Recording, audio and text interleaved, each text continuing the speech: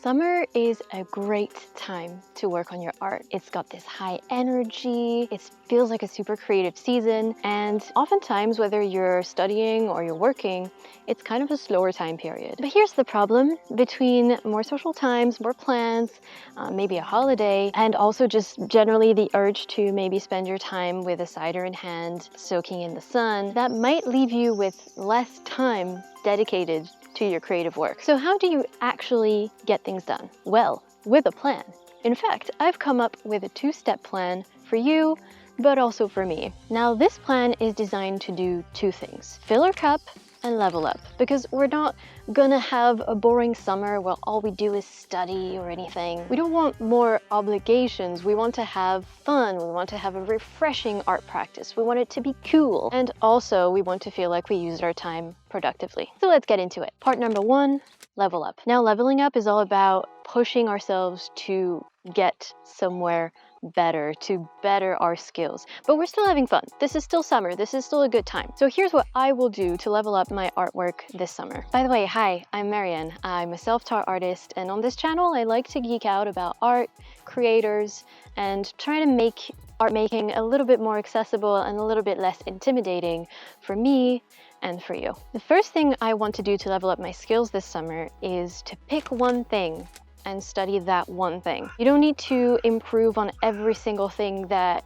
is not perfect in your artwork. In fact, you can't. So you might as well focus your efforts a little bit. For me, this summer, that will be anatomy. I think it's probably better to pick a platform that has less choice on it. Let me explain. I've had a Skillshare membership for a little while, and it's nice, but it's a lot less focused because there are so many different classes on the platform that it's harder to stay focused. So maybe getting a class on Domestika would be a little bit more focused because you pay per class. The second thing I'm doing this summer is I'm turning my art making into an event. If Sunday mornings are for cartoons, then maybe Wednesday afternoons are for art. Whatever you choose, commit to it. Make it a thing, put it in your calendar, have your silly little drink at the ready, but this is your study time. And this kind of commitment and regularity will always pay off. Is this bird gonna stop brrring? Huh? Are you done?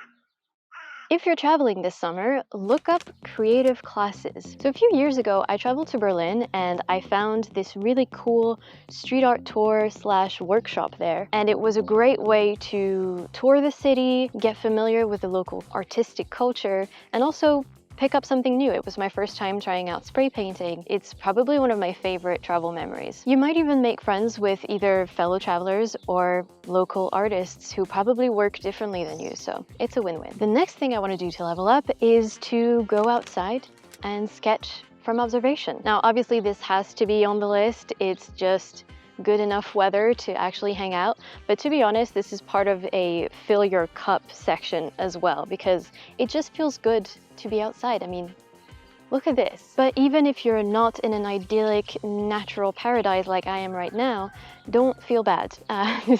It's totally fine to sketch in a city. You can find cool buildings, you can find people. This is great for gesture work. It's honestly a lot more challenging to sketch from life than it is to sketch from a photo, because everything changes all the time. The light changes. You just have to make a lot more quick decisions about your work. And I actually suggest you follow Sandy Hester for this. She is an incredible landscape artist. She goes into her process on how she approaches sketching from life really well. I'll put a link in the description. And now let's move on to part two. Fill your cup. Now this is the extra fun part. We're being creative, but we're putting absolutely zero pressure on the results. The first thing to do, which might be a little obvious, but it's always worth mentioning, is to try something new. Whatever you're interested in, whatever piques your curiosity, if you have a thing that you're like, oh, this would probably be so much fun to try one day, today is the day. In fact, this season is the season. If you're a painter, try crochet. If you're a sculptor, try making music on your computer, because every creative practice can inform and better yours. Everything is related, and I'm sure you can take lessons from something else, from something you're not familiar with, and take that on. The next thing I like to do to fill my cup is to visit a local gallery. I love a gallery. I do. They're kind of different than museums. They can be more of a hit or miss, I think. But when they hit, oh, they hit. I think this is an especially fun tip if you're traveling somewhere, because galleries often display the work of local artists. So you can discover something about, I don't know, what the local people are concerned with. Is there a local art style, or are there specific themes that seem to come around based on where you are? I really think you can learn a lot about a place based on the art that is made there. The next thing I want to do is to host an art party. Okay, we're really having fun now. Get your friends together, invite them to a park, to a garden party, whatever you have available. Get some cheap paints, cheap markers, cheap paper, you don't even need a canvas, and get everyone to make something together.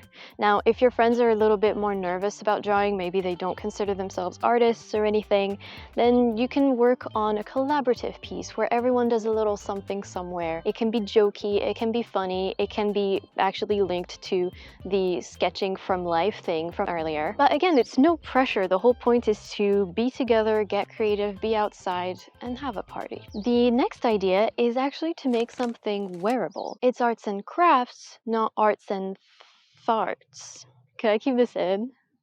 This is a bad joke. Okay, but you know what I mean. Tie-dyeing a shirt, painting some shorts, I don't know, sewing together a keychain. The options are genuinely endless. I like the idea of including crafts into your artistic practice because maybe it's just me.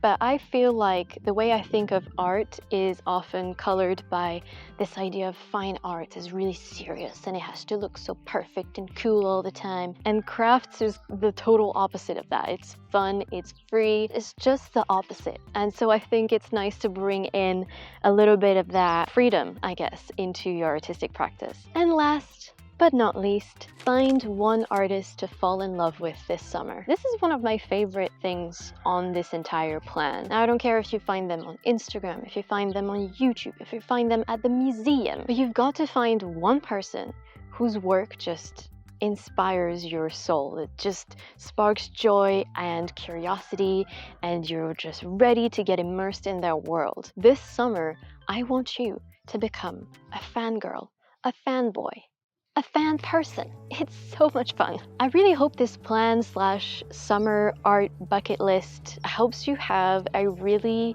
creatively fulfilling summer. If you're looking for tips and you genuinely don't know where to start, you're a complete beginner in anything art related, I've made a video on how to start drawing as a total beginner, and it's right here. I'll see you very soon.